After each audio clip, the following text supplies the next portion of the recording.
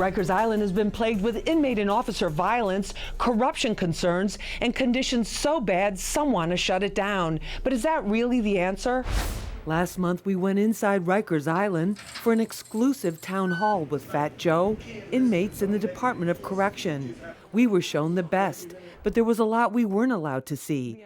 This former inmate, now free on bail with an ankle bracelet, is awaiting a court date for attempted murder. He tells me they're dehumanized from day one. Rikers Island is like the worst. The worst.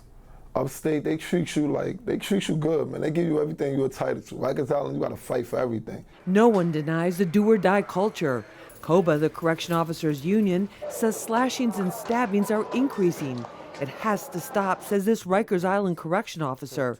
He's breaking his silence so people know what's really going on. We're protecting his identity for his safety. He had a pen waiting for me. So at that point when I was trying to secure him, he stabbed me a total of 3 times in my ear. The officer went back to work at Rikers after treatment, but says he hasn't been the same. I am diagnosed with tendinitis and vertigo. I deal with that, take medications for that. But as far as my state of mind, I'm scared for my life. I'm scared for my fellow officers. Mayor de Blasio issued a 51-page report on how Rikers could be closed. Overpopulation is one factor in the violence. Another is inmate idle time. Job training programs like these in GMDC have certified more than 1,500 inmates, a fraction of the jail's roughly 8,000 population. Deputy Commissioner Wynette Jackson tells me positive change takes time. The data shows us that approximately 80% of the individuals in our custody will be home within a year. And if we don't try to provide skills and services that assist individuals with the reasons why they came here to begin with, then we're looking at a larger problem for our community. It's the start of a culture shift that has seen some improvement in inmate-officer contacts, and the programs are in demand. There are not enough to go around. I believe give the inmates more to do so they won't hurt each other.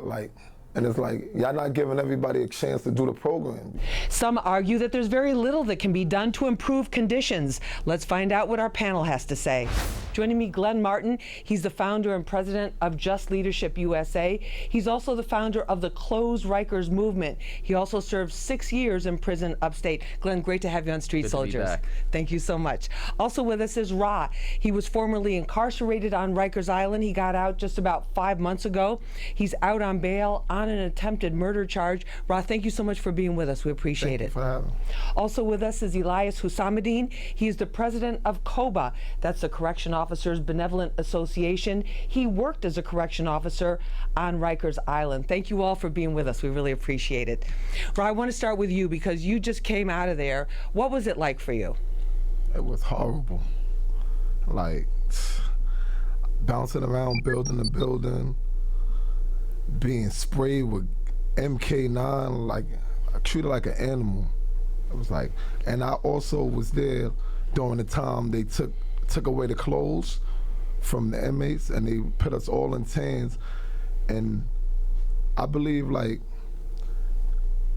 I don't understand, like, y'all take the tans, but like certain people come through, y'all don't even have tans to give out. What is tans? Tans are those jumpsuits, the tan jumpsuits? It's like the 2-piece. They took away everybody's clothes, but like certain people come through, they can't even get tans. They can't even get no tans because they out. Glenn, you did time upstate, and you also started this Close Rikers campaign, which gathered a tremendous amount of momentum. What's the whole thinking behind it?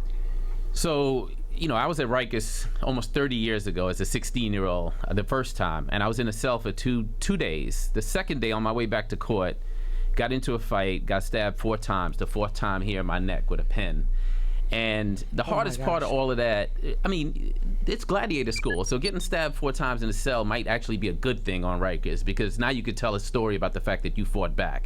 The difficult part for me was the CO saying, if you go to get medical care, you're not going to go to court today, and you're going to be labeled a snitch, and you won't be able to survive here. Now, granted, that's 3 decades ago, but he's telling the story that sounds just like my story. The dehumanization. The dehumanization. So that's 3 decades of particularly young people of color, and in the end, I don't care what he's charged with, he's innocent. The Constitution doesn't die at the bridge to Rikers Island. And explain that, because about 90%, the correction department says between 80 and 90%, because the About population's in 79% flux. of the people on Rikers are detainees on any given day. Yes. They've been accused, they've been arrested, of an immediate charge, but not convicted of that and charge. haven't had a trial or adjudication Most of them really their case. low bail, no trial, back and forth to court. There was just a Daily News article about a guy who spent 10 years there. I'm not saying that that's the CO's fault. That's about judges, courts, prosecutors, and so on. But that doesn't mean that when a person shows up to Rikers, they can't maintain their human dignity.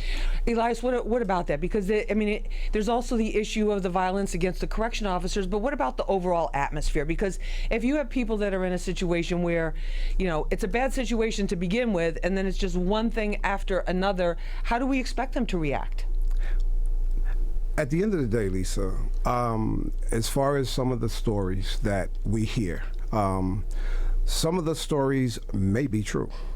Most of the stories are not. I mean, everybody has a story that's been on Rikers Island. You're saying Glenn did not get stabbed with a pen? No, I'm not. That's not what I'm saying, Lisa. He has scars on his neck to prove that he actually got stabbed. And what about Robbie left in intake because they don't have a uniform? Being stabbed, being slashed, being cut is not something that anybody have to prove. It's proven. It happened. We know it happened. Saying that I sat in a cell for 2-3 days is, it's something that we could prove as well. At the end of the day, the agency has been totally freaking mismanaged. Totally mismanaged. For how long? Going back how far? Because you were a CO a long time ago. I'm still a CO. I've been a CO for 30 years. You were on Rikers Island on... Right. You're more in administrative I'm on management. Rikers Island every day. I'm in and out of these jails every day. Day in, day out. It was a while ago. But let me ask you this. How far back does this culture go? Because when you say the name, to be honest, and let's just keep it 100 here, when you say the name Rikers Island, that is symbolic to many people of what is wrong with the criminal justice system, and that it's affecting primarily low-income people of color. Which puzzles me. Let me ask a question. Let me just ask a question, if I can. In 2016, the NYPD arrested 97,000 New Yorkers. 64,000 of them was turned over to correction officers to Rikers Island. 47,000 of them have been in jail at least 4, 5, 6, 7 times within that time period. How do we start on Rikers Island as opposed to starting in the streets before they even get there? Now, the conditions of the jails are what they are. This union, for years, I've been a member of this union for 30 years. We've been fighting and arguing and trying to get better jails, trying to get newer jails built, because if the inmates are in a new jail, we're in a new jail. But Elias, there's been a nonstop series of stories of things that have been happening. Why it's jail, can't Lisa, Rikers the stories are never going to stop, and especially now in 2017, never going to stop. They're never going to stop, especially now in the day of lawsuit, when you can get a 3,000, 5,000. We have proof of inmates setting themselves up so they can get a lawsuit. We have proof of inmates cutting each everywhere. other. But exactly, you're saying and what I'm inmates are saying cut to each you other is, for... but yes, they actually cut each other. Rob, what do you think about that? What do you think about that? He knows it's true. I believe that's false. And I believe you got to know it's true because you're in there. Yeah, I've been in and out of there for over a decade. Right. And y'all speak mainly about MA on Come closer to me. Y'all speak mainly about MA violence, but y'all barely speak about the COs.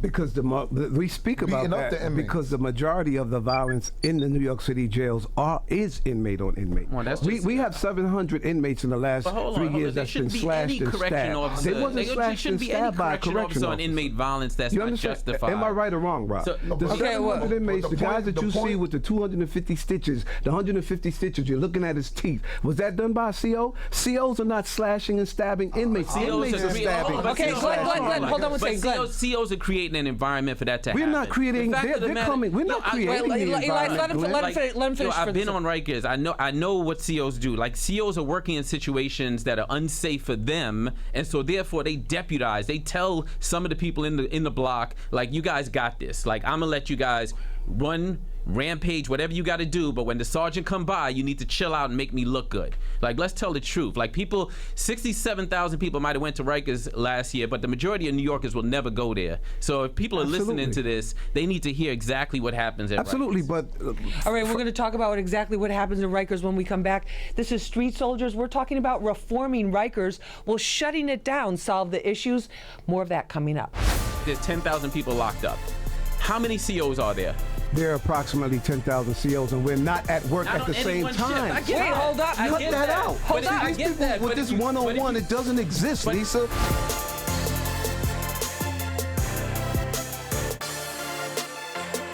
Glenn, I want to talk about the climate, the atmosphere there.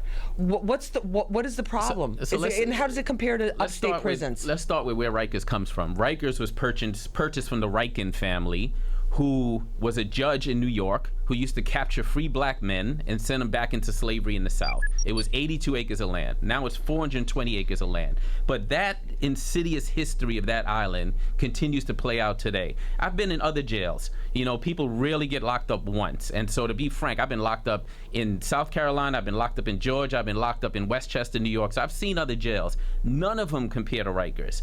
And before we even, When you say none of them compare, explain to people who've never been inside one of these facilities what you're talking about. Like, what do you notice when you say none of them compare to Rikers? What do you mean? When you get to the top of the bridge and you look down at those 10 jails on Rikers, 200 feet away from LaGuardia Airport, you quickly realize that they've built a city that is rightly named Gladiator School. Because you quickly have to show people that you're not going to get played while you're serving time on Rikers. That goes for anybody who shows up on Rikers. You have two choices, predator or prey, nothing in between.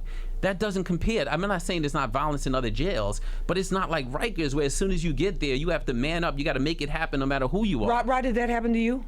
Yeah, of course it did. Yes. Like, tell us about some of the experiences, like how they would test you when you first went out there. You know, it's like you go there, you get in a fight, you gotta. It's like if you be soft, that's how you're gonna be treated, soft. And it's like, and nowadays they just SRG people.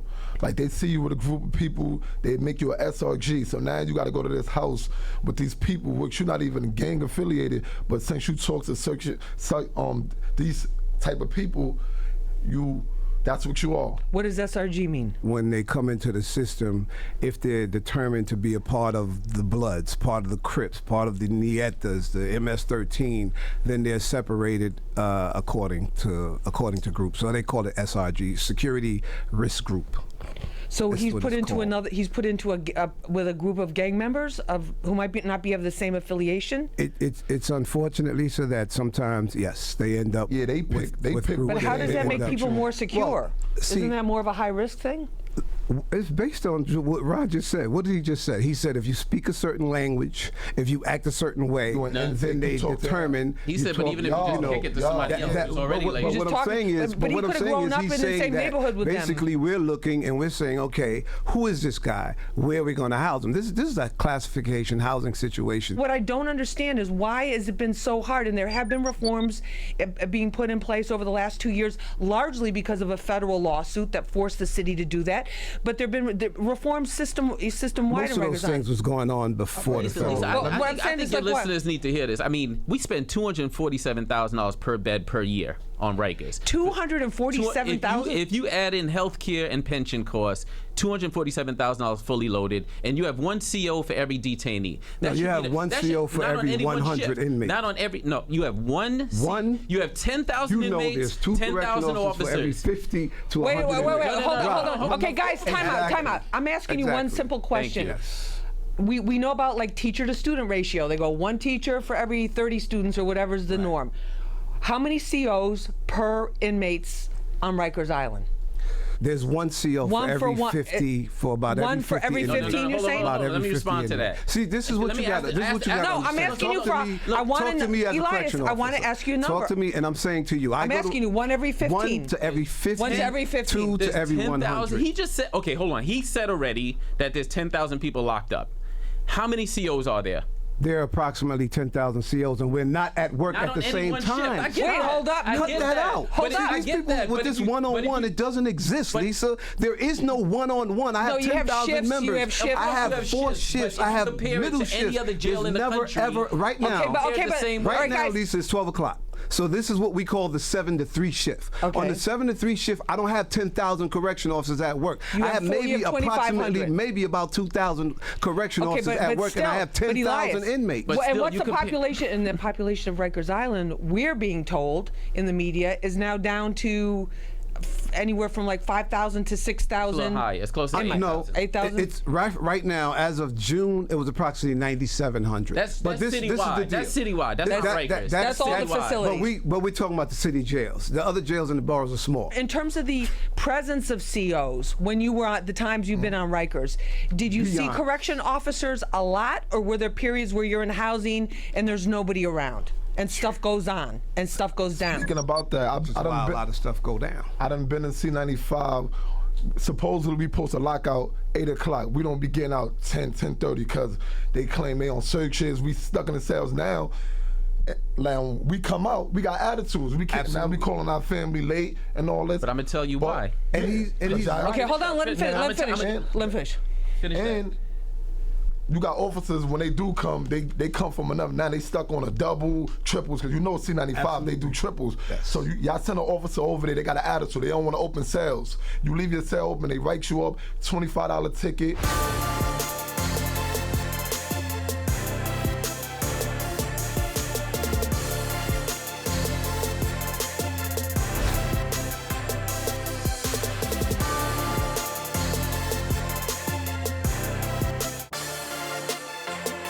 So why is it that in a facility where the men have already been convicted of a crime, who you would presume have more serious records, more serious backgrounds, why is it a safer atmosphere than it is in a city-run facility where they have only been accused of a crime and they're there for a shorter period of time? I think you should ask him, why does he act different? I'm Why do asking you. inmates? No, I'm I just can't saying. explain why they act like the way they act But why when they're is in the there such Rikers a Island free-for-all or New type York of City jail, atmosphere? and then they act different when they. I can't explain that to you. The inmates are the one who are What acting about out. respect? But what about respect? We respect inmates. Who's in Inmates charge? respect Aren't us. the correction? Let me ask you this, really yes, don't sir. respect That's not Aren't true, correction bro. That's We officers? not respect true. inmates, I don't respect and inmates Glenn, respect. Glenn, You see, please. you see the broad brush? Hold on one second.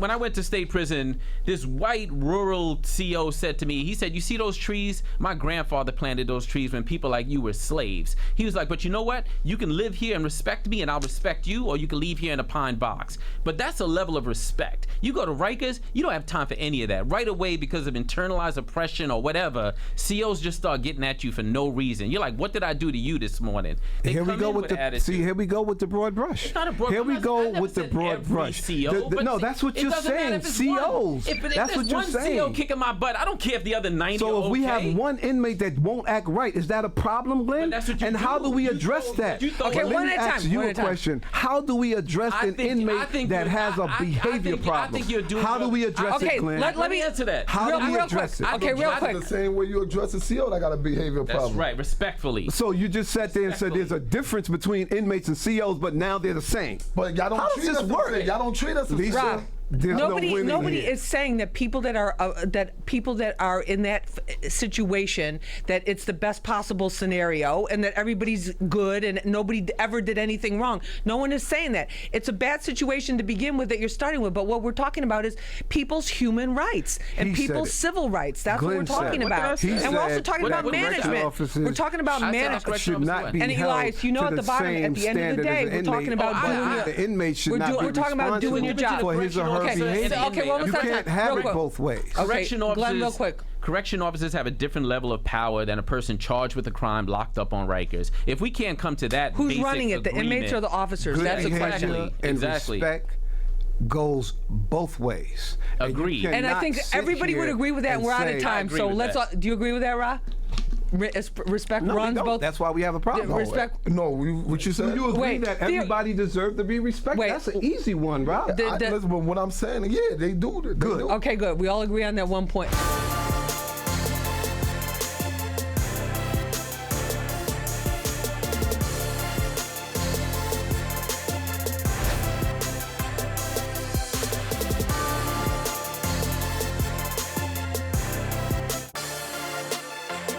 I want to thank all of you for being with us for this episode of Street Soldiers. Glenn Martin, Ra, and Elias Hussamuddin, thank you all very, very much for being with us on this episode of Street Soldiers. I'm Lisa Evers, your host. And remember, use your mind. It's your best weapon. I hope it's your only weapon. Let's push for peace.